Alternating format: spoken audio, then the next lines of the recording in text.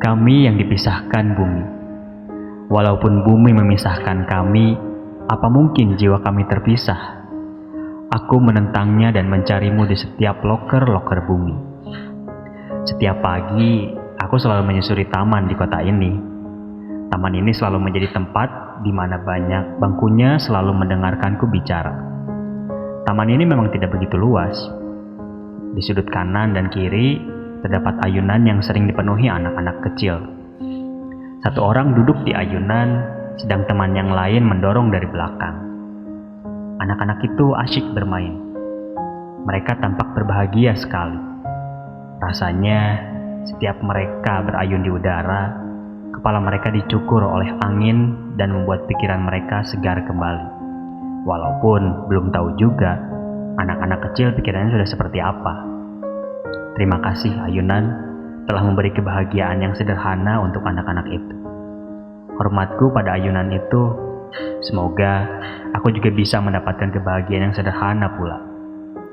Aku duduk termangu di bangku yang bersebelahan langsung dengan jalan raya, lengkap dengan kamera digital yang kulilitkan dengan strap hitam berlogo-logo kamera itu. Aku memang senang memotret. Aku senang mengabadikan momen melalui tangkapan layar. Momen itu seperti puzzle. Setiap langkah kakimu, potongan puzzle itu akan tanggal. Akhirnya kamu sampai rumah dengan puzzle yang kosong. Potongan puzzle itu dibawa orang. Kulihat dari seberang jalan, di bawah jembatan yang berwarna air laut, seorang wanita sedang bersedih.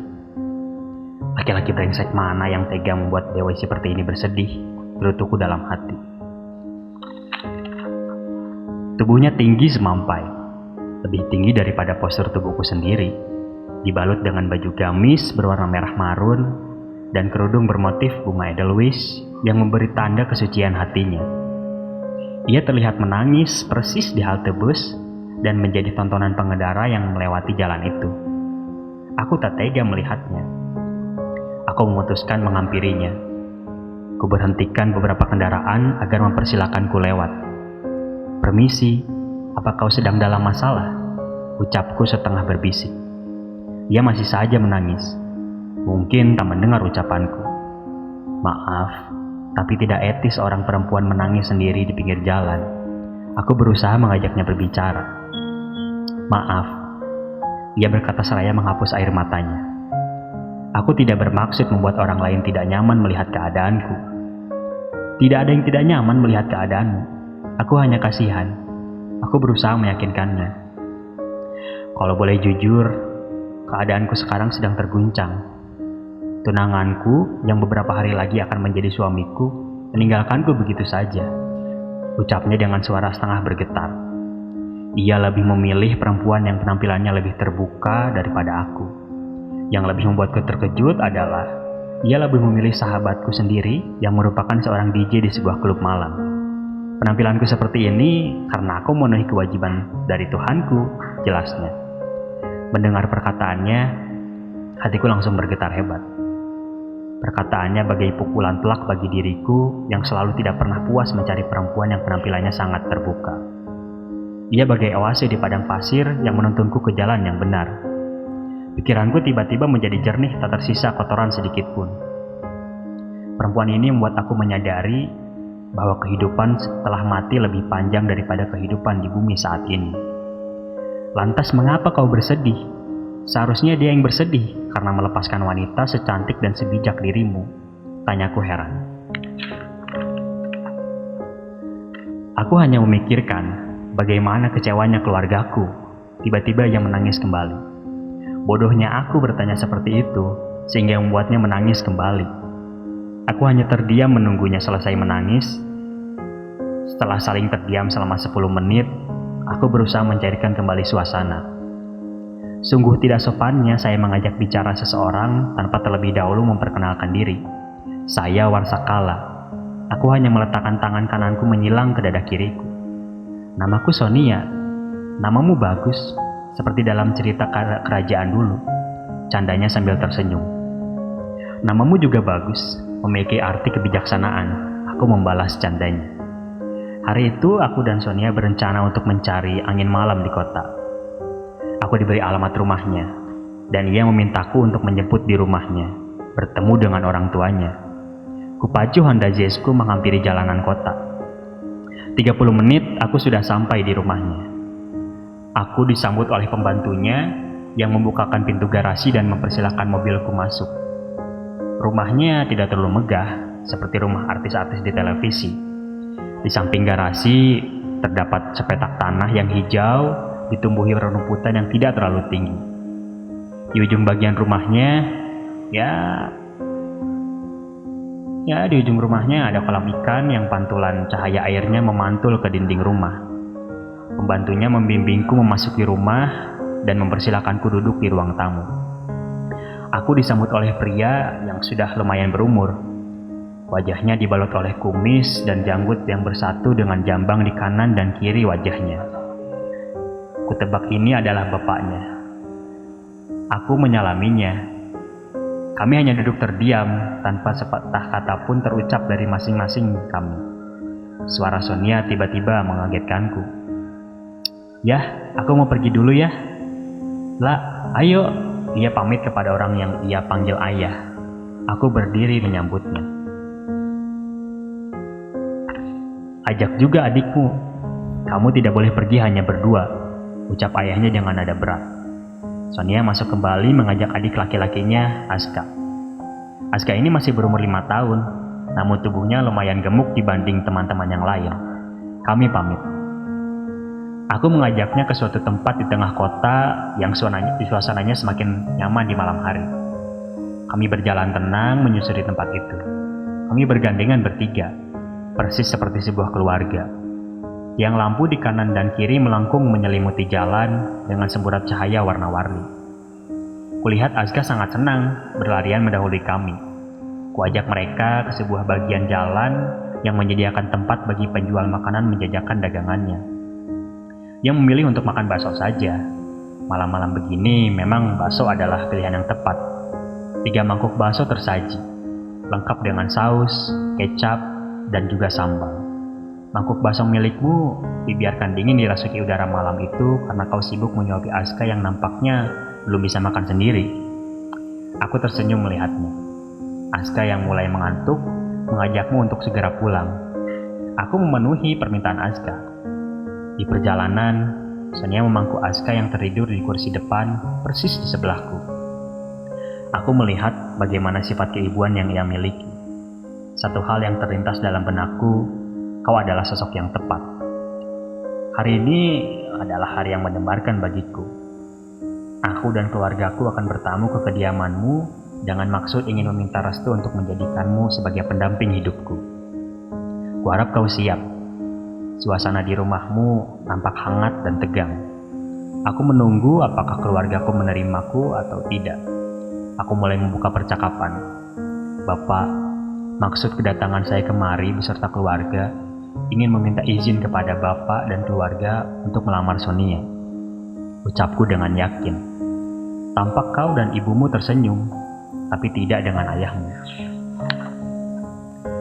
"Saya hargai usaha kamu dan saya menghormati ibu bapak yang telah jauh-jauh datang ke kediaman kami.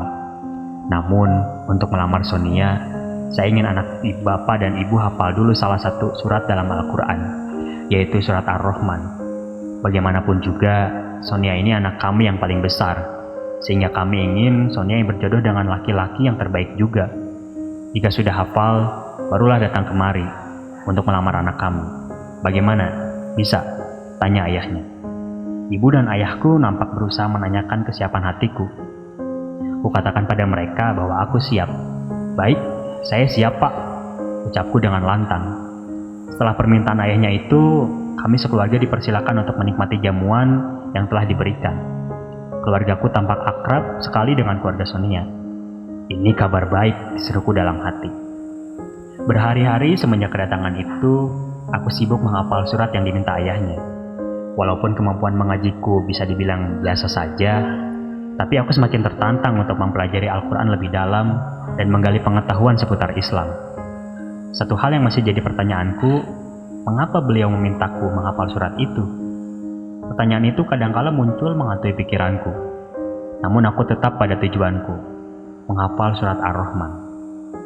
2 minggu kuhabiskan waktu untuk menghafal surat itu. Kini, tibalah saat di mana aku harus melafalkan surat itu di hadapan keluargaku dan keluarga Sonia. Semua orang dalam ruangan ini tampak hening dan menanti-nanti.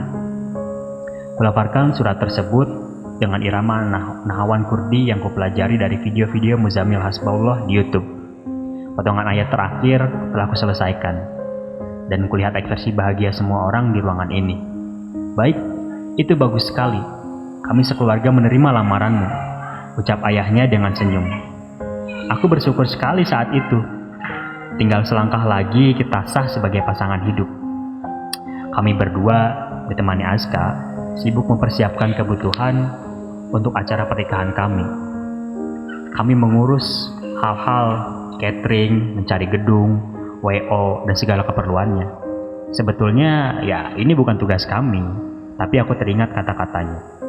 Aku ingin pernikahan kita nanti menjadi pernikahan pertama dan terakhirku. Makanya aku ingin mengusahakan yang terbaik untuk itu, ucapnya dengan semangat yang tertular padaku.